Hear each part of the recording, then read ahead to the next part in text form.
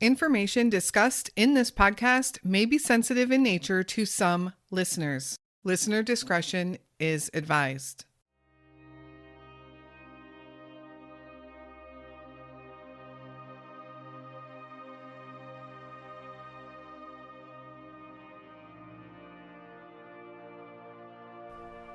Neal Boware grew up in the city of Akron, Ohio, a city known for being the home of Goodyear Tire, Goodrich Tire, Firestone, and General Tire, earning it the nickname Rubber City.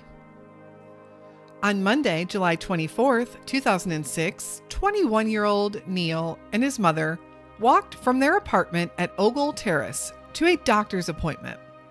Neal did suffer from schizophrenia and depression and was on medication. On this particular Monday, Neal and his mom decided to stop at an Aldi's grocery store on their walk home. It was around 5:30 p.m., and their route they had to walk along was among some of Akron's busiest city streets. But something would happen, causing Neal to bolt out of the store, run across the street, and do something drastic. Something that to this day baffles family, investigators, and Akron city residents. And in doing this, Neal would vanish. It's almost 16 years later, and we still don't know. Where is Neal Lewis Boware?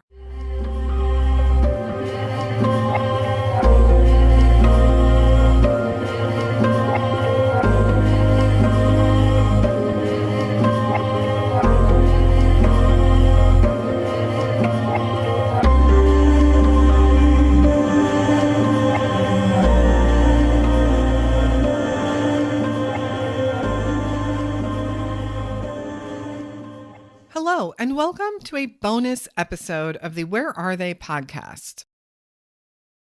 Today's case, the story of Neal Boware, came to my attention a couple of months ago, and it intrigued me enough. I bookmarked it to start researching, and it pretty much leads to a bunch of question marks.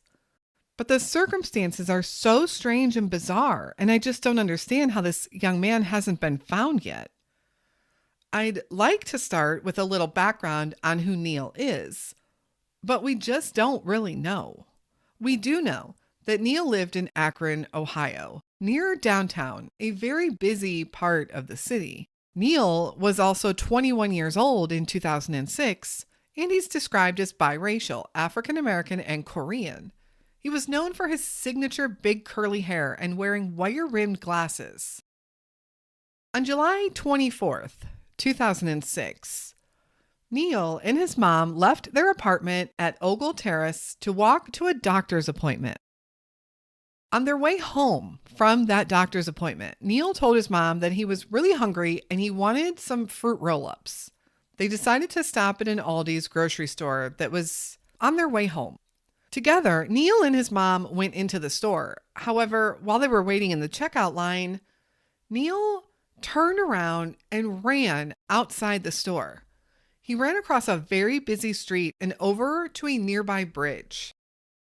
This bridge was over top of some railroad tracks. His mom followed him out of the store, knowing that something was wrong with Neal. She didn't know why he was acting this way. She ran after him, calling his name, and ran towards the bridge herself. But she wasn't quick enough.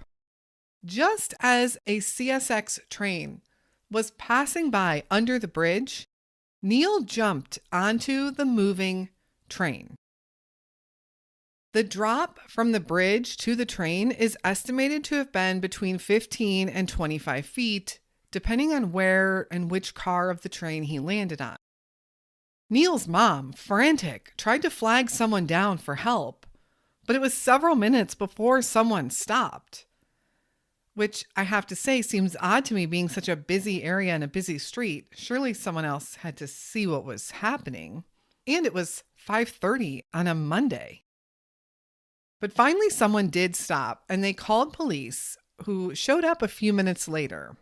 When authorities arrived, they immediately checked the scene and started searching for Neal, but there was no sign of him, and the train by now had already passed by. Akron city detectives reached out to CSX to alert them to what had happened, first of all, and to ask some questions. For instance, where was this train headed? Could someone check the train and the nearby tracks? They had searched all around that area for Neal, so they knew he wasn't there, which means he must be on that train. Authorities did learn that the train goes really slow through parts of the city. It has to slow down to about 1/3 of its speed. That particular train was heading east at the time when Neal jumped. But after searches of the train itself that CSX conducted and the entire area around the bridge and those train tracks, there was still no sign of Neal and no clues as to where he could have gone. And there wasn't much media on Neal's case, which is kind of surprising. Akron, Ohio has its fair share of troubles, but this is a bizarre case and a missing person. And a missing person who had some current health issues at that.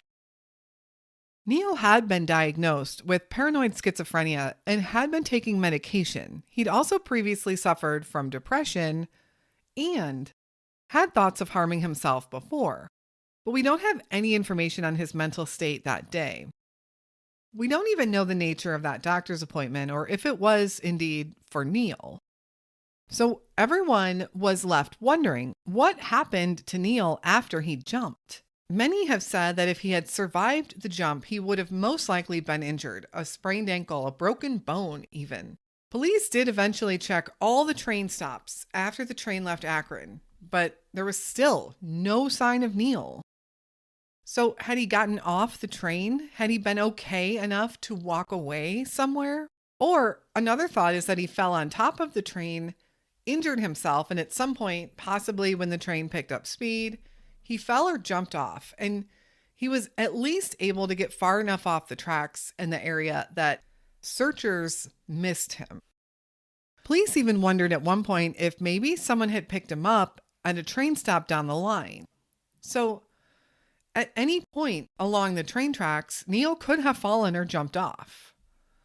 We don't really have any information about the searches that were conducted because, as I mentioned, there was no media coverage of this story in this case. There is a young man missing, covering a span of some significant distance with these train tracks. I think media coverage sure could have benefited with the number of eyes of people keeping an eye out for Neal. He could be anywhere. A former CSX worker said that CSX tracks are constantly undergoing maintenance, and if anyone had fallen off the train at any point, they would likely have landed or be within 10 feet of the tracks, and these maintenance workers would have found them. They would not have gone undetected. Unless, of course, he had been able to stumble away. But again, since there was no media coverage in 2006 of Neal's disappearance, we don't know much. One thing that really baffles me is that this happened in broad daylight in a very busy part of the city. If you're looking at Google Maps, you'll see the Aldi's that Neal and his mom were at. This Aldi's is at the corner of South Main and West Thornton Street. In order to go from there to the railroad bridge, Neal would have had to run out of Aldi's, turn to the right, cross over South Main, continuing on West Thornton, which turns into East Thornton, and then crossing another busy intersection of East Thornton and South Broadway. It's not too far. Remember, we're talking about city blocks here, but it is still crossing two main intersections to get there to this bridge during rush hour on a Monday. I can't imagine how dozens of people didn't witness this and how Neal's mom had trouble getting someone to stop and help her. As I mentioned earlier, we also don't know if Neal was in a distressed state. Could that have had anything to do with the doctor's appointment that he and his mom were coming from? Had something happened at the doctor's appointment to trigger him? Was he having an episode? So many questions. Neal's aunt did start a blog, findnealnowlord.blogspot.com. She has a couple of posts up, but that's about it. And it's clear that the family feels that enough wasn't done for Neal and his case. And from what I've been able to dig up, I would definitely agree. In fact, his aunt had this to say, quote, "We have tried so many ways to get his face out there in the public eye, through our local news, on Montel, on Oprah, the works, you name it, we've tried. But no one feels this is a newsworthy story, so no luck with that. This hurts my heart to know the world is more interested in the rising cost of gas or a new store opening more than finding a human being. We are all God's children. People, wake up. Don't just glance at that missing person board the next time you're in a store. Take the time to really look. These are not just posters, but someone's children or husband or wife. Help us find Neal and all other missing people all over the world." End quote. I just don't understand how a young 21-year-old man can jump onto a moving train in the middle of a busy city during daylight hours and disappear. This year, on July 24th, it will be 16 years since Neal vanished, and there has been no clues, no signs, no trails to follow to find Neal or what could have even happened to him.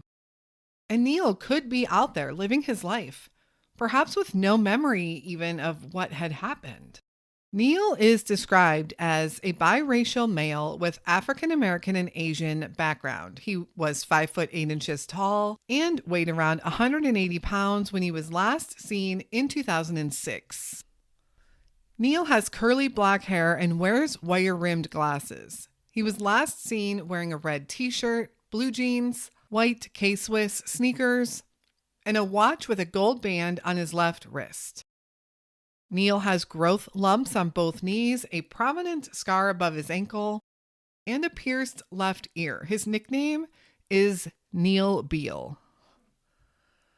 If you have any information on Neal Boware, please contact the Akron Police Department at 330-375-2181.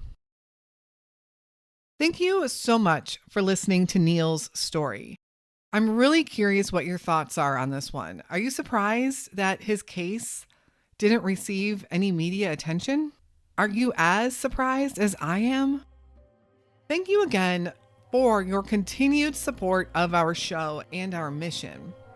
If you have any case suggestions, feedback, or thoughts, send me an email anytime at canwefinddem@gmail.com. We will be back again soon with another Unsolved Missing Persons episode. And until then, stay safe and hug your loved ones.